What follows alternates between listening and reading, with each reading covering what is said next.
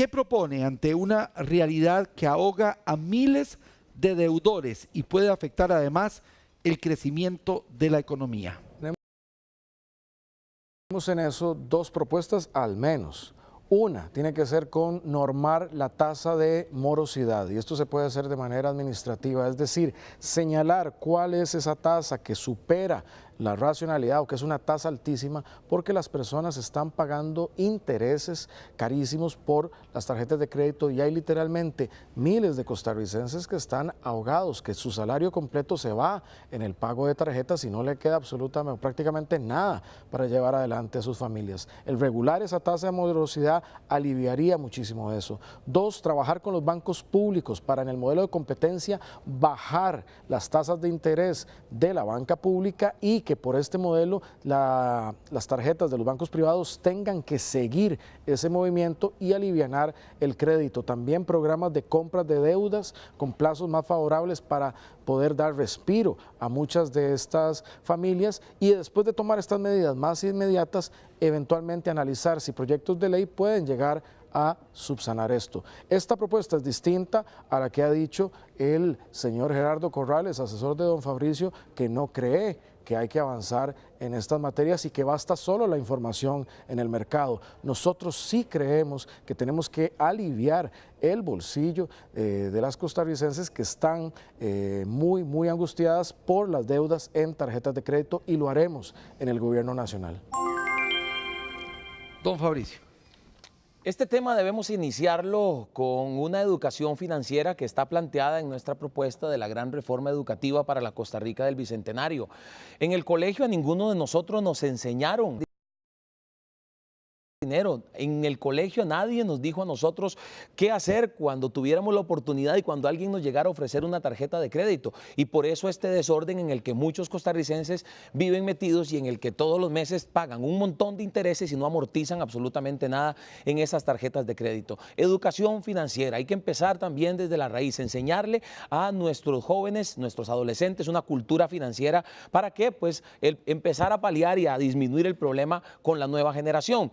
Por supuesto también que hay que trabajar con los bancos públicos. Las tarjetas de crédito de los bancos públicos representan apenas un 5% del total de tarjetas de crédito en el país. Por lo tanto, hay que impulsar una mayor participación de los bancos públicos con menores intereses para que pues eso también obligue a los bancos privados a bajar los intereses. Y debo decir también que en este tema, en lo absoluto, al contrario, la propuesta de Restauración Nacional e incluso dentro del proyecto de ley que se encuentra en la Asamblea Legislativa, hemos hablado de que se tiene que discutir y se tiene que avanzar en esa discusión porque el riesgo que podría existir estableciendo topes podría ser que mandemos a todas estas personas a adquirir deudas en empresas informales con mayores intereses y ese es un tema que por supuesto hay que trabajar y analizar, pero las propuestas ahí están y las ejecutaremos. Muchísimas gracias a ambos. Pasamos a la siguiente pregunta. La generación de ingresos y de empleo es diferente en todo el país.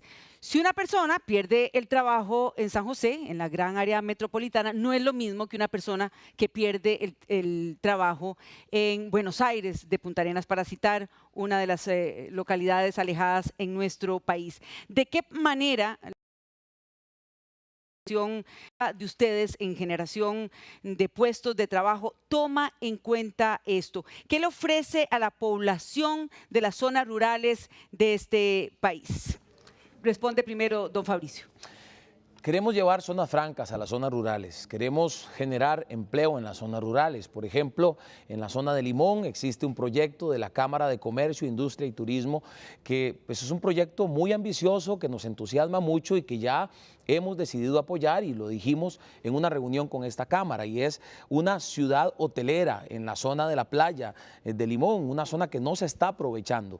¿Qué está pasando? Eso sí, cuando hablamos de llevar empresas y llevar zonas francas fuera del gran área metropolitana, que lamentablemente no encuentran estas empresas a la gente preparada para las ocupaciones del siglo XXI, para los trabajos que se necesitan en esa empresa. Junto con una política seria de generación de empleo, de atracción de inversión, necesitamos sí o sí también fortalecer el Instituto Nacional de Aprendizaje. Hoy por hoy, del INA, de todos los que se gradúan del INA, solo el 25% encuentran trabajo trabajo en esa especialidad de la que se graduaron. Entonces tenemos que fortalecer y establecer región por región cuáles son esas ocupaciones en las que pueden encontrar trabajo para que estas empresas no se nos vengan a San José o del todo no se instalen fuera del gran área metropolitana. Hay mucho que hacer, hay que fortalecer los emprendimientos, hay que fortalecer la capacitación en emprendimientos. De esto ya he hablado durante todo este debate. En cada provincia, en cada región hay que fortalecerlo, pero también hay que darle el acompañamiento debido para los encadenamientos productivos, porque los emprendimientos en promedio el 80% fracasan antes de los 3 años. Gracias. Pasa porque entendamos algo, un gobierno de la República desde San José no va a poder idear o crear el empleo que requiere Punta Arenas, Guanacaste, la zona sur, la zona norte, el Caribe. Tiene que trabajarse directamente en cada región con modelos de competitividad, educación que permitan que cada una de estas zonas genere sus propias fuentes de competitividad y de empleo y de bienestar. En Guanacaste necesitamos trabajar los temas del agua, los temas de la educación en secundaria, en el INA y con las universidades para que las guanacastecas y los guanacastecos tomen los puestos de trabajo que se generan en turismo, en valor agregado o en servicios. En la zona sur del país necesitamos mejorar la infraestructura de las pistas de aterrizaje, de las carreteras para que haya mejor calidad de empleo, para sacar la producción que hay allá o mejorar, por ejemplo, el turismo que se está haciendo incipiente allí. De la misma forma, en Limón, con toda la parte de la Ruta 32, APM Terminals, o lo que puede hacerse como un enclave de materia de logística para y por los limonenses que genere ese trabajo, necesitamos llevar la educación y la calidad de la formación para que sea para las personas. Pero eso no se va a hacer si esa generación se ve desde San José.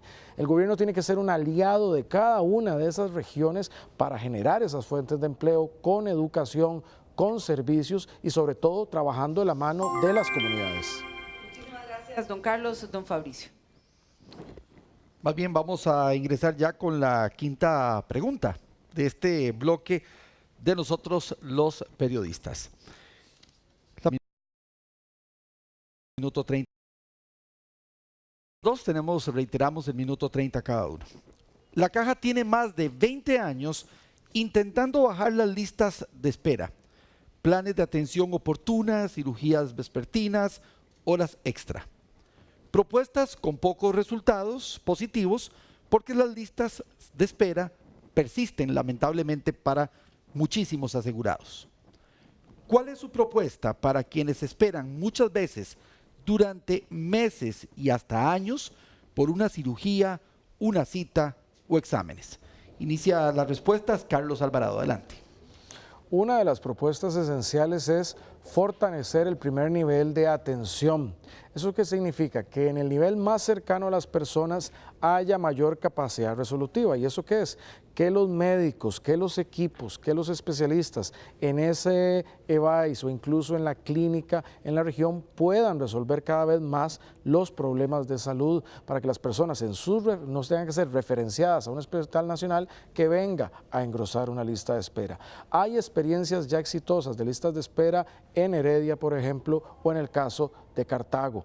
Eso necesitamos hacer, esas mejores prácticas y distribuirlas en los distintos centros de la Caja del Seguro Social. También la digitalización. Hay personas que toman citas para varios puntos, lo cual engrosa las listas buscando que le llegue una próxima.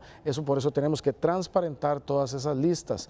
Tenemos, por ejemplo, la infraestructura instalada en quirófanos, pero tenemos que usarla durante más periodos, porque un quirófano que no se esté utilizando en una jornada ampliada es uno por el cual ya estamos pagando turnos para que particularmente se puedan reducir las listas de espera.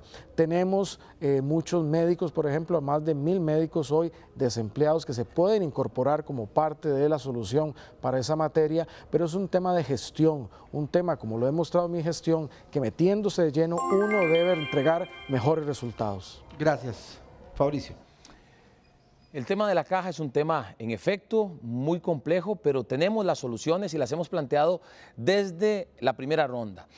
Hay 184 EBAIS, están haciendo falta, hay un faltante de 184 EBAIS en todo el país, 118 fuera de la gran área metropolitana y 66 en la GAM.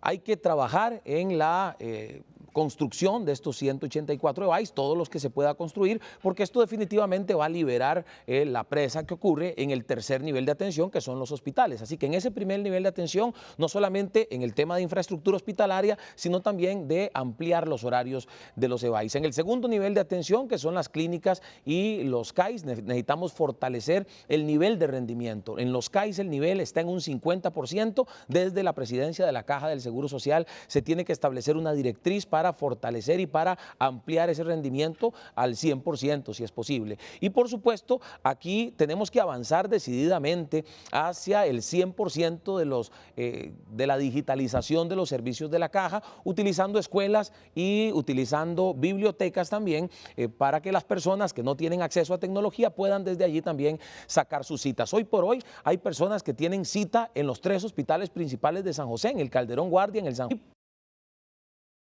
Pues es una misma persona en 3 listas de espera diferentes. Eso cambiaría con un proceso que nos lleve al 100% de la digitalización de los servicios de la Caja. Muchísimas gracias a ambos. Vamos a entrar a la sexta y última pregunta de este bloque.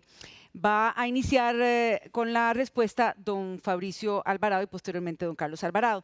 El plan fiscal que se discute en estos momentos en la Asamblea Legislativa propone impuestos para las facturas por electricidad que superen los 250 kWh mensuales, es decir, los recibos que están entre los 20 y los 24.000 colones, recibos que tienen miles de familias costarricenses. La pregunta es, ¿apoyan ustedes esta medida? ¿Qué proponen para bajar el precio de la electricidad? Don Fabricio, minuto 30. Mire, yo realmente debo decir que este detalle en particular del proyecto lo desconocía. No podría estar de acuerdo que a los costarricenses se les sigan poniendo más cargas. En este caso en particular, el tema de la electricidad ya de por sí nos genera problemas a nivel de competitividad. El precio de la electricidad hoy por hoy se cataloga como el más alto de la región y pues nos genera problemas de competitividad para atraer inversión extranjera, pero también nos genera problemas a nivel de las familias en cuanto al tema de la calidad de vida. Muchos costarricenses en efecto pagan estos montos o mayores montos por la electricidad. Nosotros hemos hablado de avanzar decididamente hacia bajar los precios, hacia trabajar con el ICE para que el ICE lidere todo un proceso que nos lleve a bajar los precios de la electricidad. Esta es una desventaja del trabajo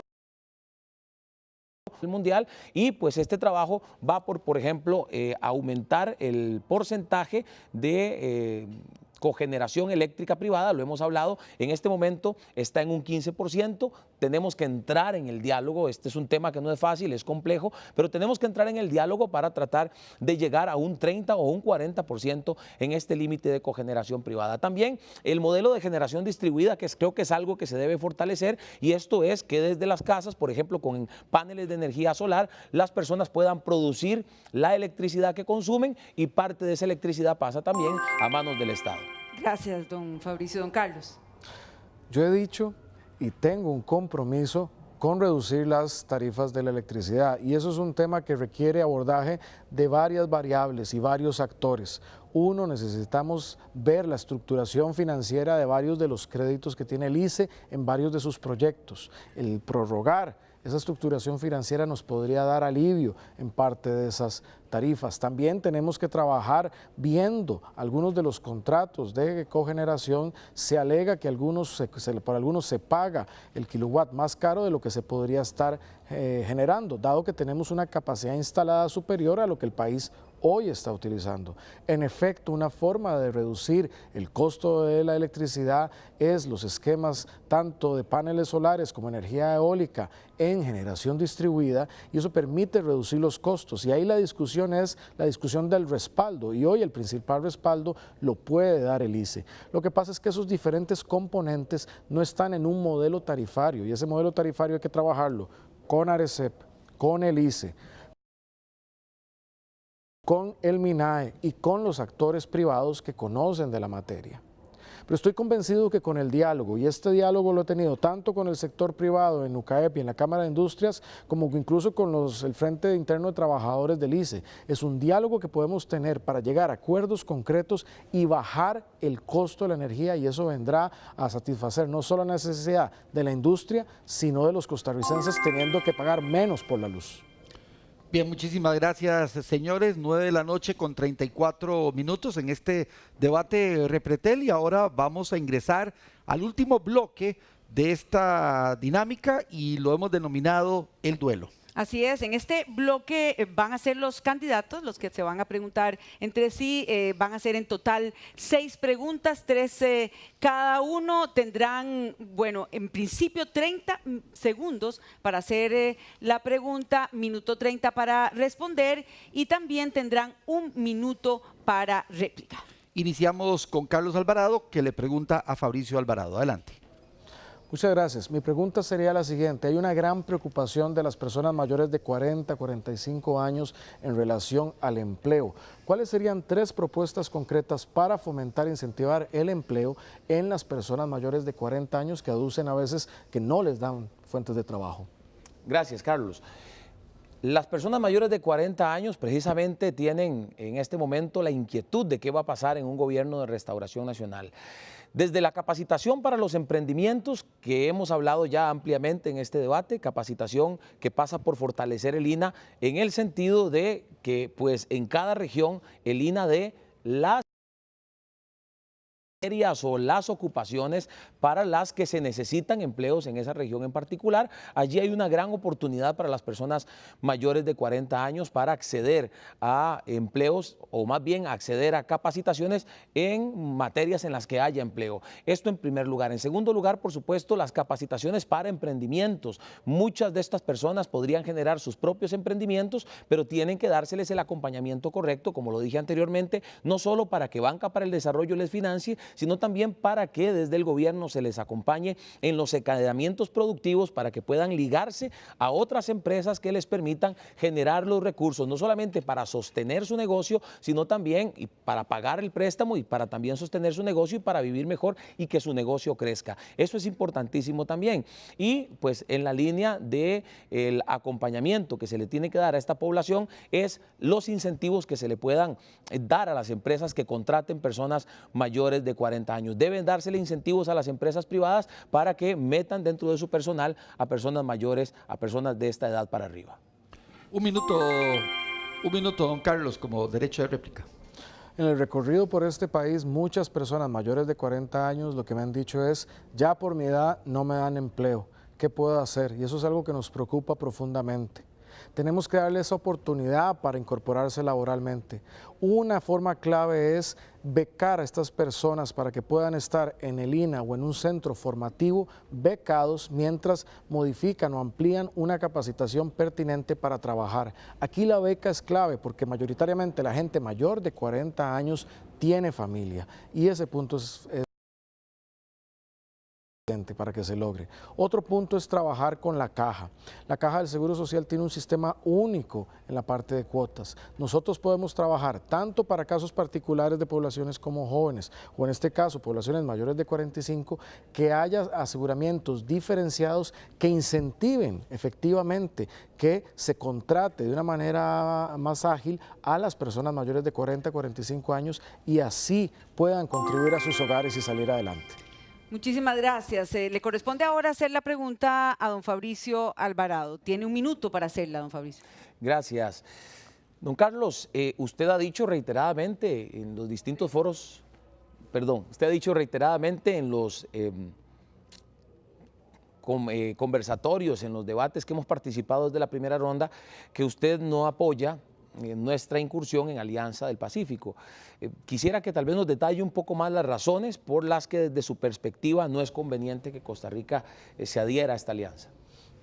Muchas gracias, Fabricio. Es una pregunta esencial y es una pregunta esencial para aquellas personas que nos ven en Cartago, en Paraíso, en Orosi, en Pacayas, para las personas que nos ven en Orotina, San Mateo, para las personas que nos ven en Acosta, en Puriscal, en Acerrí, para las personas que nos ven en San Carlos y para todas aquellas personas que son productoras y productores en los mercados locales. avanzar a una adhesión tal cual de la Alianza del Pacífico para sectores también como los productores de carne o los productores de leche o los productores de cerdo, sería una forma de perjudicar su producto. Otros competidores que podrían generar importaciones que afecten a estos productores, y esto afectaría no solo a muchísimas familias costarricenses perdiendo sus trabajos, sino afectando al resto del país, generando migraciones internas. Ya el sector agropecuario en Costa Rica está muy golpeado. Y nosotros consideramos que si bien Costa Rica tiene que estar como parte del comercio internacional, no puede dejar que el sector sensible agropecuario se vea golpeado por la ingreso tal cual en adhesión a la Alianza del Pacífico. La Cámara CASIA también de la industria alimentaria también ha señalado que no desea la adhesión. Lo que sí hemos dicho en el Acuerdo Nacional es que estamos dispuestos a negociar el ingreso de la Alianza del Pacífico, eso sí, excluyendo estos sectores sensibles. Continuamos ahora, entonces le corresponde hacer la pregunta a don... tenemos ahora, exactamente, tenemos la réplica, un minuto de réplica. Sí, el tratado o la Alianza del Pacífico no es un tratado meramente comercial, va mucho más allá de eso. Hay cerca de 18 beneficios para el país en muy distintos temas, la cooperación técnica, financiamiento, innovación, becas, por ejemplo, para jóvenes también. Entonces, desde ese punto de vista, me parece que es importante que como país entendamos que nos traería muchos beneficios si lo hacemos de la manera correcta y si lo negociamos de la manera correcta. Nosotros hemos estado reuniéndonos con representantes de la Cámara de Agricultores, entendemos la sensibilidad y entendemos las preocupaciones. Como ya lo dije acá, para nosotros el sector agrícola es sumamente importante, va a ser atendido y no va a ser abandonado. Ocupémonos de las sensibilidades, pues sin dejar o sin cerrarnos a las posibilidades de crecimiento. Hay tratados bilaterales con los 4 países de Alianza del Pacífico, hay que pedir que se respeten esos acuerdos y hay que proteger, por supuesto, esas sensibilidades que mencioné del sector agrícola, no los vamos a desproteger. Entramos a la segunda pregunta de don Carlos Alvarado, quien le consulta en 30 segundos al candidato del Partido Restauración Nacional. Adelante. El tema del agua es un tema crítico para los costarricenses y las costarricenses en todo el país. ¿Cuáles serían 3 propuestas para fortalecer el modelo de las asadas? Bien, con el tema del modelo de las asadas es importante el acompañamiento que desde acueductos y alcantarillados se le dé. Mucho de lo que no ha funcionado precisamente es a raíz de, podríamos decirlo así, el abandono por parte de las autoridades, se les ha dejado prácticamente trabajar solos y ellos en muchas ocasiones necesitan el acompañamiento, no solamente en cuanto a la coordinación que se puede hacer desde acueductos y alcantarillados, sino también fortalecer acciones conjuntas, por ejemplo, con las municipalidades, que también pues hay una relación que debe establecerse directamente dentro de nuestro planteamiento. Queremos hacer muchas cosas en conjunto con las municipalidades y el tema del agua es esencial. Y paso al segundo punto. El segundo punto es el tema de la infraestructura. Tiene que haber una colaboración del gobierno para la creación de la infraestructura que necesitan las asadas para generar el agua que los ciudadanos de sus pueblos necesitan. Y yo voy más allá. Creo que tiene que haber un gran trabajo dirigido desde acueductos y alcantarillados, no solamente con las asadas, sino también hay si quieren aportar y pues en esa línea debemos generar los acercamientos, debemos generar las conversaciones para que en todos los lugares donde hay problemas busquemos cuál es la solución concreta que va a llevarle el agua a las comunidades. Repito, trabajando en conjunto con asadas, cooperativas, municipalidades e incluso, ¿por qué no también el sector productivo, la empresa privada, se pueden lograr grandes cosas para que Costa Rica tenga el agua que necesita. Don Carlos, un minuto, derecho de réplica, por favor. En Costa Rica hay más de 1.400 asadas que son llevadas adelante por ciudadanos y ciudadanas preocupadas por el tema del agua. No obstante, hay problemas profundos todavía en esta materia. Uno, el financiamiento de infraestructura. Hoy, sea vía crédito, sea vía FODESAF, se financia, pero no es suficiente para llevar agua, por ejemplo, a toda la región Brunca, a los cantones de la zona sur. Necesitamos financiamiento superior para ello.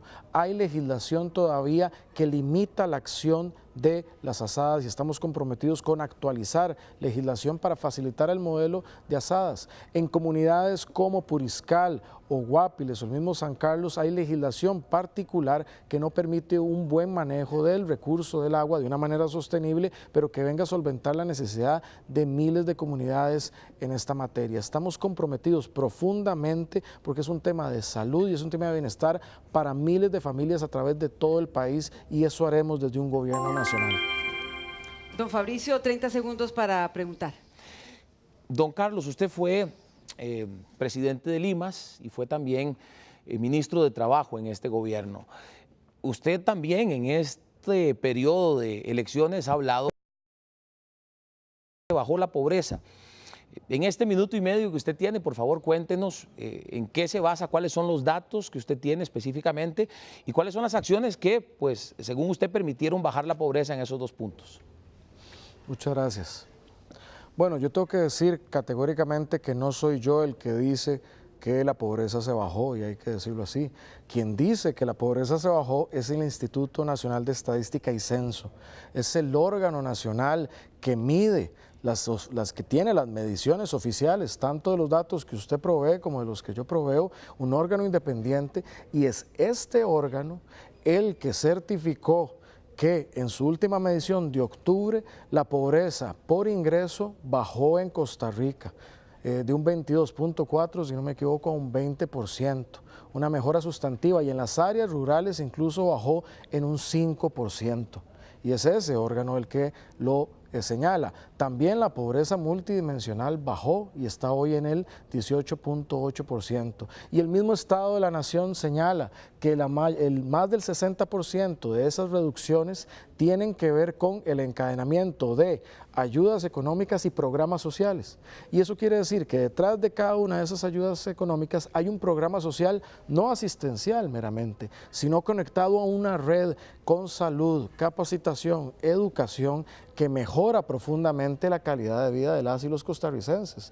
Eso es lo que me da confianza de decir que manteniendo ese modelo en 4 años podremos profundizar la reducción de pobreza, atacando además otra de las variables claves, generando más empleo a través de todo el país. Señalan eso. Adelante con su réplica, don Fabricio. Don Carlos, y valoro el esfuerzo que usted hizo en su momento al respecto y el que ha hecho este gobierno. Por supuesto que todos creemos en las buenas intenciones de quienes llevan esta materia, pero no puedo estar de acuerdo porque obviamente cuando usted utiliza los datos del INEC, utiliza el dato del 2014, cuando la pobreza estaba en un 22%, pero ese dato también incluye a lo que este gobierno llegó luego de un 2013 donde estaba en un 20%. Eso quiere decir que el 22% hay una corresponsalía entre el gobierno anterior y este gobierno, y lo que hicieron fue devolver para el 2017 al mismo porcentaje que ya se tenía en el 2013.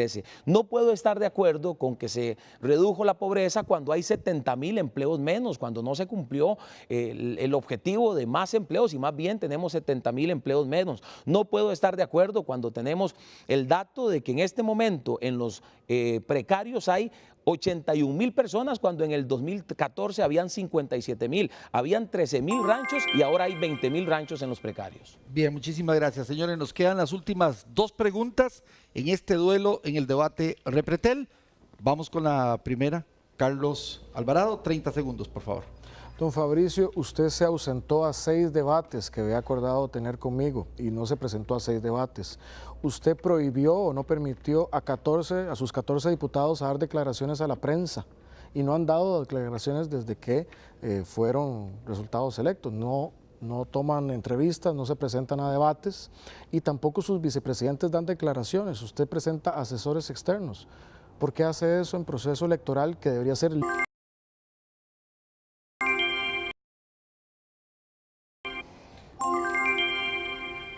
Don Carlos, usted, incluso comentamos un día de estos fuera de cámaras cómo en este país fuimos invitados a 50 debates. Yo estoy participando en 12 debates en esta segunda ronda, participé en todos los que tuve en primera ronda.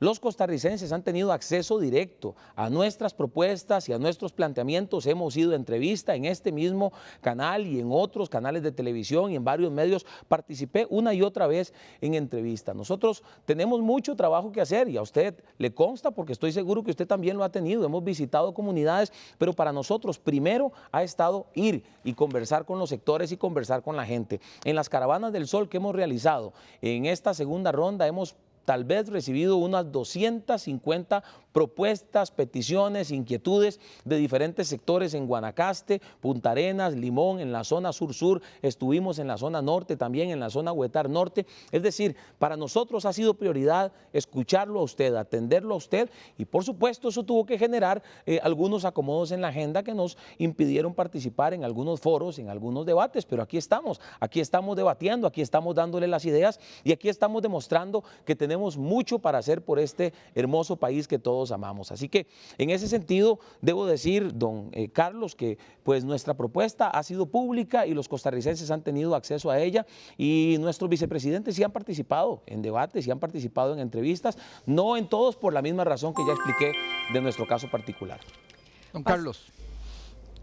Don Fabricio, usted no respondió por qué sus 14 diputados tienen prohibición de dar declaraciones en un proceso democrático. Ellos van a le ha prohibido y usted dar declaraciones. Usted prefiere que los recién llegados sean los que enfrenten debates y no la gente que usted llevó a elección popular. Y no, sus vicepresidentes no se han presentado. Mis diputados ya electos han participado en debates donde no llegan. Doña Epsi participó en un debate donde no se presentaron y a nivel de vicepresidencia no está debatiéndose en esa materia. Y sí, son agendas complejas, pero a esos 6 debates yo sí me presenté.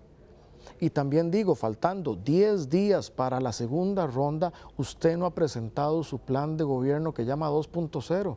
Usted no ha presentado un plan de gobierno serio para Costa Rica. Usted se va con lo que sus asesores bien le han llenado con números y todo eso. Y pasa criticando principalmente al gobierno, pero no tiene propuestas escritas hoy para gobernar Costa Rica. Costa Rica merece seriedad. Don Fabricio, 30 segundos para la pregunta. Precisamente a raíz de lo que usted menciona, don Carlos, usted habla de un plan de gobierno, pero viera que yo no tengo claro de lo que usted menciona como su plan de gobierno, si usted está hablando del plan que usted presentó en primera ronda o está hablando de los acuerdos a los que usted llegó con Rodolfo Pisa. Yo no tengo claridad si don Rodolfo le dio la adhesión a usted o usted se la dio a Rodolfo, porque usted lo que está planteando como sus propuestas de gobierno fueron las que don Rodolfo planteó y me planteó a mí también y que yo pues en algún momento acepté incluir en las nuestras. Adelante. Lo bonito de esto es que ni don Rodolfo me dio la adhesión a mí, ni yo se la di a él. Los dos se la dimos a Costa Rica. Y 2 de los principales líderes de este momento estamos unidos con base en un plan, sí, un plan escrito. La gente sabe a qué atenerse. Yo en octubre del año pasado y mi equipo presentamos 188 páginas de plan en 10 ejes, vinculado con los objetivos de desarrollo y con el acuerdo nacional. Un plan serio, así dicho también en los indicadores por el Estado de la Nación. Y a eso sumamos un acuerdo entre los mejores elementos del plan de don Rodolfo Pisa y los mejores elementos de nuestro plan. Es eso lo que le estamos diciendo hoy a los costarricenses, les ofrecemos como hoja de ruta para sacar al país adelante, no con un único partido político, sino con las mejores personas de diversos partidos políticos para construir esta Costa Rica que es posible, que puede ser fluida en su gobierno, tanto legislativo como desde el Poder Ejecutivo y con las mejores personas, sin improvisación, sin contradicciones de personas que un día dicen una cosa y otros días dicen otra, sino con un liderazgo que ha puesto en blanco y negro esa forma de sacar a Costa Rica adelante. Eso es lo que a mí me da esperanza, muchísima esperanza para nuestro bicentenario, un gobierno nacional que transforma y lleva adelante Costa Rica. Su réplica. Me alegra saber que nuestro discurso ha calado, porque el primero que habló aquí de un gobierno de unidad nacional y el primero que habló de un gobierno con las mejores mentes y las mejores personas de todos los partidos políticos fue este servidor, y Costa Rica lo sabe. Costa Rica sabe también que fuimos de los primeros que presentamos un plan de gobierno y que además el Estado de la Nación, y así salió en la República, estableció que de los planes de gobierno el que tenía más propuestas concretas, incluso por encima de las propuestas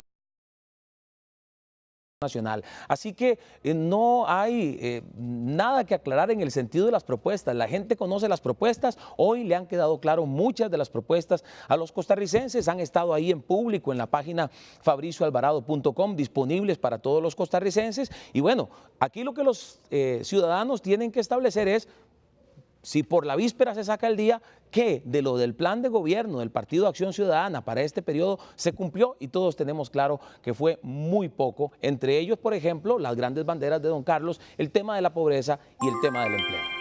Muchísimas gracias a ambos candidatos. Vamos ahora a pasar con nuestra compañera Laura Iglesias, porque tenemos información también de lo que sucede en redes sociales. Adelante, por favor.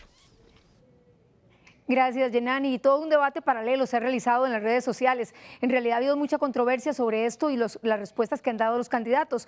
Recordarles que lo que estamos midiendo en redes sociales es el ruido. El ruido es la mención que se hace a los nombres de los candidatos, sea positiva o sea negativa esa mención. Es el total de menciones hecha en las redes sociales durante este tiempo que ha llevado a cabo el debate. Vamos a ver el resultado a esta hora que demuestra el ruido en estas plataformas. Y vean cómo se ha equiparado. Precisamente Fabricio Alvarado lleva un 51% de menciones positivas y negativas, y lo mismo Carlos Alvarado, un 49% de menciones en las redes sociales. Agradecerles a todos por estar participando. Realmente la conversación ha sido muy agradable en las redes sociales y vemos muchísimo interés por todo lo que los candidatos han tenido que decirnos el día de hoy. Yenani y Jerry, vuelvo con ustedes. Bien, muchísimas gracias. Fase final del debate Repretel, donde cada uno de los candidatos tendrá la posibilidad de hacer sus conclusiones. Tendrán un minuto para ello y también, como lo hicimos en la rifa durante esta semana, iniciamos con Carlos Alvarado. Así Adelante. es, un minuto, cómo se dirigen a los electores, cómo piden el voto y cómo concluyen hoy. Yo le hablaría a don Miguel, al director de la Escuela de la Carpio. La primera semana de mi gestión en el IMAS lo visité y me dijo el problema que tenía con la escuela y yo me comprometí a resolver. Mi último día de gestión del IMAS, pasando al Ministerio de Trabajo, se entregó el terreno como no se había hecho en 8 años y hoy, 2 años después, ahí hay una escuela de primer mundo. Eso es comprometerse con el cambio, como con don Víctor Hugo, el exalcalde de Alajuelita, que me visitó a mi oficina y me dijo: Alajuelita y San Felipe tienen un problema porque no hay espacios para la juventud. Y avanzamos con FODESAF y avanzamos en lo que hoy es la compra de 23 hectáreas para que San Felipe, una comunidad con necesidades, pueda tener un parque de desarrollo humano, como lo hicimos cuando nos comprometimos con la reducción de la pobreza. Porque sí, en junio del 2014, teniendo nosotros un mes, se da esa medición. Pero después, en este año, logramos reducir la pobreza para miles de familias costarricenses. Eso es lo que yo les pido el apoyo, para lograr esas cosas desde el gobierno. Bien, muchísimas gracias. Fabricio Alvarado, hace usted sus conclusiones en un minuto, por favor. El 1 de abril usted puede decidir pasar de las palabras a los hechos, de la inseguridad a la tranquilidad, de la corrupción a la ética, de la moda a los valores. El 1 de abril... una gran gesta por su familia, por sus hijos, por aquellas cosas que nos permiten decir que somos la Suiza centroamericana y que Costa Rica es grande. El 1 de abril, y se acerca la hora para decirle no a la corrupción y sí a la vida y sí a la familia. Yo lo invito a ser parte de esta gesta en la que juntos podemos empezar a matar gigantes. A Costa Rica se nos conoce porque somos buenos para matar gigantes.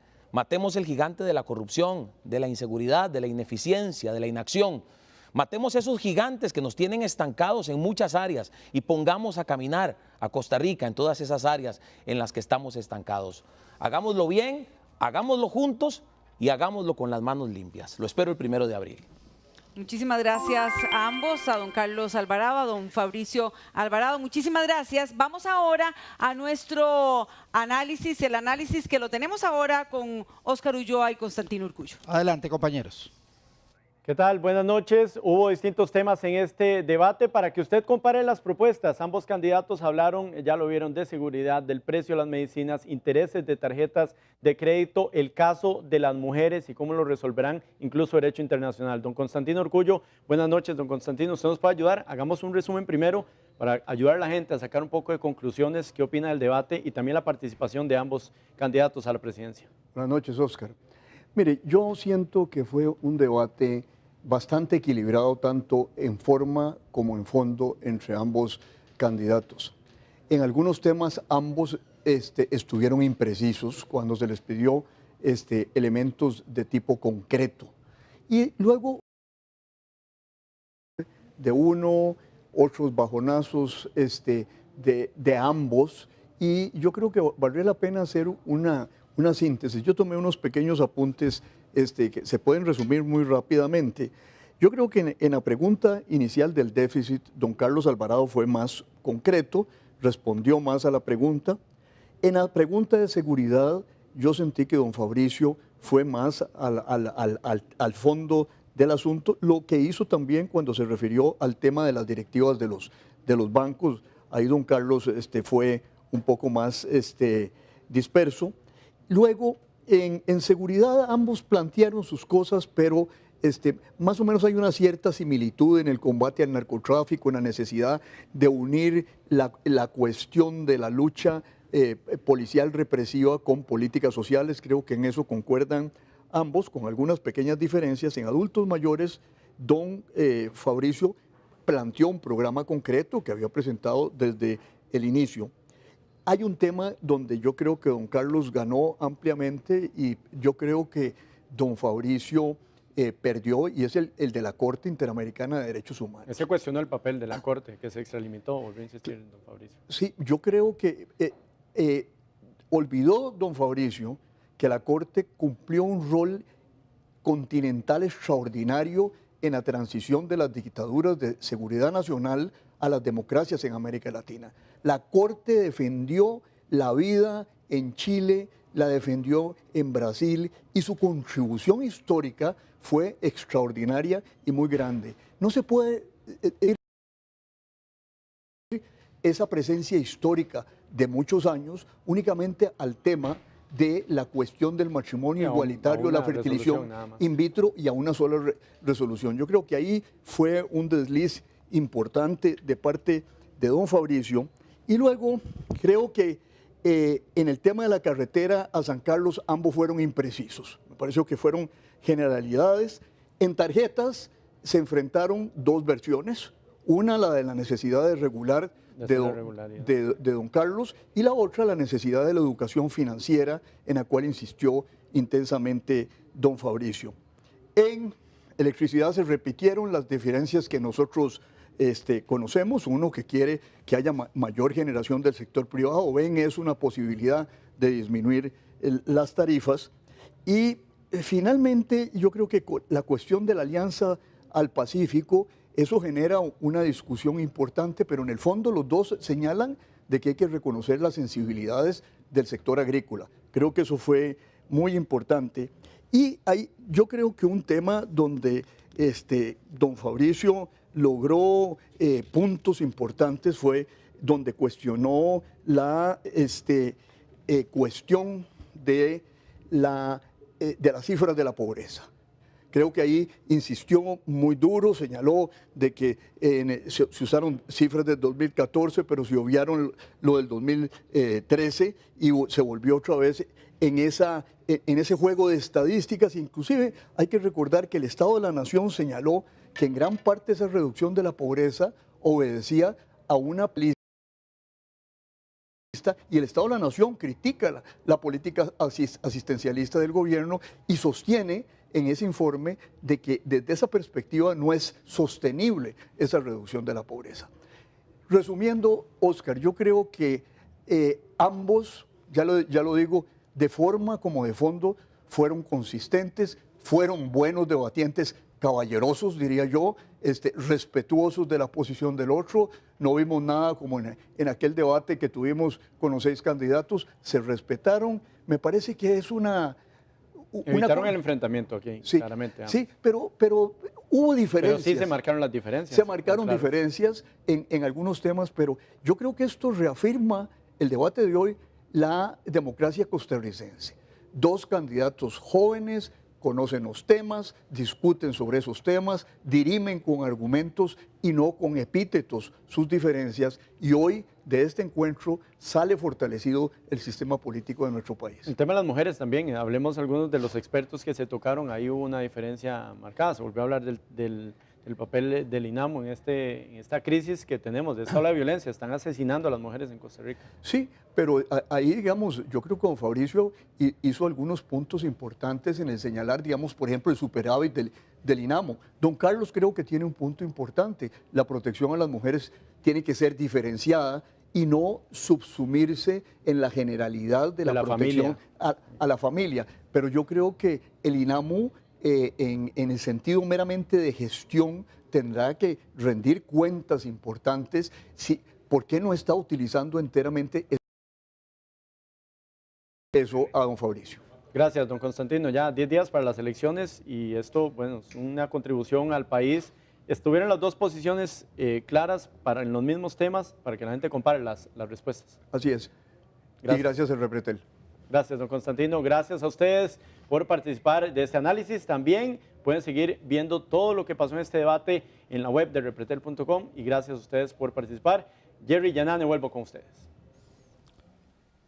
Muchísimas gracias, Oscar. Así es, una dinámica que lo que pretendemos es que usted, ciudadano costarricense, pueda escuchar las propuestas de los dos candidatos. Así es, este ha sido un esfuerzo también del Grupo Repretel para tener información directa con los candidatos a la presidencia de la República. Recuerden que tenemos una cita muy importante para la democracia más antigua de América Latina, así que con mucho orgullo sosteniendo también esta democracia, vamos a salir a votar el domingo 1 de abril. Muchísimas gracias a ustedes por habernos acompañado. Por supuesto, en nuestros informativos, tanto en NC11 como en Noticias Repretel, tendremos las reacciones de este debate. Muchísimas gracias por su compañía. Feliz noche, feliz descanso. Dios los bendiga. Buenas noches.